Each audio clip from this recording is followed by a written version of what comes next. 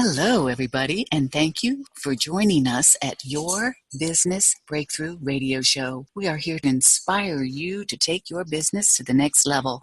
We have a great speaker today, Nancy Tierney, and she has some great information she wants to share with you. So let's all welcome Nancy to the show. Thank you so much, Elizabeth. I appreciate being here. Well, I'm glad. Now, has your business just gone smoothly and just moved forward? And everything went perfect? Or was there a time when it took a breakthrough to take your business to the next level? Yes, I think it's been a series of breakthroughs. I think we get through one breakthrough and then there's just another one waiting for us. So yeah, absolutely. I think any business where you're growing and evolving and raising the bar for yourself, there comes those times where it seems impossible and you need to have a breakthrough. So yes, absolutely. There's been several. Did you want me to talk about one of my favorite ones? Well, actually, I really appreciate your honesty by saying that there were several. Although your favorite one will work. Let's hear it. I'll tell you my favorite one, and I'll give you a short synopsis of my most recent one. Well, I'd probably been working as a copywriter for maybe 7 years, 5 to 7 years. I just knew that there was more for me than just writing copy for entrepreneurs. So I was working with a mentor who I really admired. She was just kind of this go-getter person. She had done this amazing job of, with online marketing, and she was just great. And so I was in a kind of a group program with her. And one day she was talking to all of us in this program and saying, the only way that your business is going to work is if you believe strongly that what you offer is it, that it is the answer, that it is the solution, that it is going to transform people's life. And I got off that call just feeling kind of sick to my stomach because I realized as a copywriter, I knew that copy was important, that we all needed it as entrepreneurs, that being able to have copy that really communicates your message is absolutely essential in the online world. But I didn't believe it was the answer. I didn't think that people were going to die without it. How does copy transform somebody's life? So I just remember being up all night, just kind of writhing and sweating and thinking, my business is a joke. It's like, how can I do this if I don't even, if I don't have that kind of passion that she's talking about, if I'm not personally so lined up with what I do as the transformative answer for my clients, how can I do it? I really went through most of the night and got up, eventually fell asleep, I think around 4 or 5, and then got up and really got very honest with myself. I said, okay, if copy isn't it, what is it? What do you fully believe is the answer for people? What are you passionate about? What will you take a stand for? And I know this sounds very trite, but really the only thing that was true for me, the answer was love. I have this belief that love, and I call it divine love because it's not dependent on a person. It's not romantic love. It's not, I love you, you love me, but really more the love that is the hum that runs the universe is kind of like, that's it for me. And I really spent time with it. I went, well, what can I do with that? And then all the pieces started falling into place when I realized and saw so clearly that all marketing is and all copywriting is love, in that it only works and it is at its best when it is an expression of what you love and you're communicating to the people you love and you're expressing it in a way that you love. So I began to see that really that's all we're doing here in marketing land and in copywriting land. We are just communicating with the people that we love, our ideal clients, the people that we care about, the people that we long to serve. We are just reaching out to them to really talk to them about what it is that we love, which is hopefully the work that we do. Our love for the results that we get, our love for what it is that we offer. Ideally, we're doing that in a way that we love, meaning if it's through writing, it's through writing. If it's through video, it's through video. If it's through networking, it's through networking. And I began to see these three things are the solution.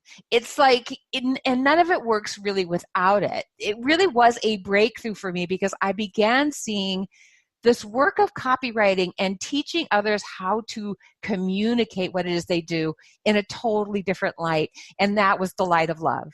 A genuine, heartfelt, honest to goodness love for our clients and for the work that we do, and our ability to express it in a way that is authentic and genuine to who we are and what we believe. Wow. Passion is definitely showing through. It's really transformed the way I teach too. And we just finished up a class recently, and the people in the class were saying, oh my God, it's like you have brought the humanity back into marketing. And it's like the light bulbs were going off for them, because most of us are just taught we have to do social media, and we have to do this way, and we have to have our website, and then we need to be clever, and we need to get people's attention, and we need to write catchy subject lines. And all of that's true in the sense that there are things that you need to be able to be aware of in your marketing. If you just rest in the truth of the way you feel about your clients and your desire to serve them, and in the same combination with your own passion and love for what it is that you're offering, because you do have to believe in what it is you're offering. That mentor was right. You do have to believe that what you've got to offer is actually going to serve your clients well. Otherwise, why are you doing it? It's like, give it a rest. But the other important part is, and I think for people, is to be able to do it in a way that you love. If you don't like blogging, don't do it. If you love video, do that. If you're not someone who's going to do public speaking, don't do it. And it's finding your own self-expression, the way that you can express this love that is true to you. Incredible. I am so with you with all this. And I like the way you say divine love, because I am all about divine love. I'm always sharing it. I'm always talking about it. But to bring that into marketing, which a lot of people don't like to market. Right. Because they think it's sleazy and slimy and superficial and fakey, and no one wants to do that. And it's the way we perceive of marketing that really messes it up for us and makes us resist it, and gives us a lot of anxiety around it, because we're always focusing on trying to do it right, and there's people teaching us how to do it right and giving us formulas and strategies that have worked for them. Those strategies work for them. I'm not saying that they're wrong or not, but and some of those strategies will work for us, but it's only if we feel connected to them and we really can take them on as our own, and that they serve our greater purpose, which is to be a channel of love and to be a channel of service to our clients. I like what you said about it's how we feel about our clients. As soon as you said that, it made me realize that when I have a client and I'm working with them, I'm inspired to really help them to do well. Yeah, absolutely. And that same care and that desire and that inspiration is the same inspiration that you need to bring to your marketing. It's like our marketing is an act of service. It's an act of love. It's an act of care and concern. Ideally, it's like, I am writing this email to you because I know you've got this going on, and I really want to help you. I really want to see you move past it. That's the reason for the email. This is the reason for the sales page. The sales page is, I see you, and I know you're suffering with this, this, and this, or you're really wanting this, this, and this. And I get it. I understand it. And I want you to know what's possible. so you can know that you can actually move from where you are to where you want to be. I mean, that's all a sales page is. And it's the way I teach sales page writing. If you look at it and you can analyze some of the best of it, it really is what I call a love letter. It's like, hey, I see you. This is you. This is what's been getting in your way. And you may not even know this, but this is what's possible. You've been here, but this is what's possible. And here's a way for you to go from where you are now to where you want to be. And that's your offer. And when you actually genuinely write it with that intention and not like, oh my God, how can I convince people to buy?